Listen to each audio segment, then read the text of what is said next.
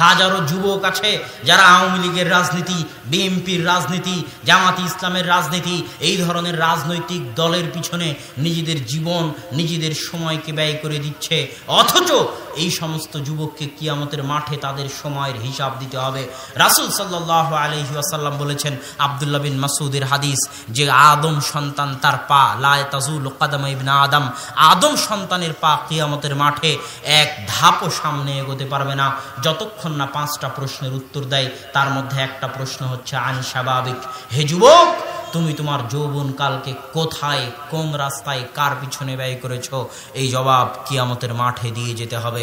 অতএব যুব সমাজকে লক্ষ্য করে বলতে চাই, তোমরা এই জাতির ভবিষ্যৎ, নিজেকে অচল, অকেজো, অথর্ব, দেশ, জাতি এবং পরিবারের জন্য বোঝা বানিও না।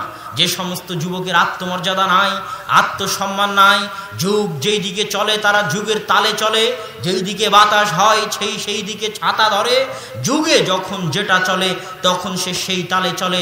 এই সমস্ত যুবক হচ্ছে আত্মমর্যাদাহীন যুবক, আত্মসম্মানহীন যুবক। নদীর স্রোতে, সমুদ্রের স্রোতে যেমন পানা ভেসে যায়, খড়কুটো ভেসে যায়, ফেনা ভেসে যায়, ওই সমস্ত ফেনা খড়কুটোর যেমন শক্তি থাকে না,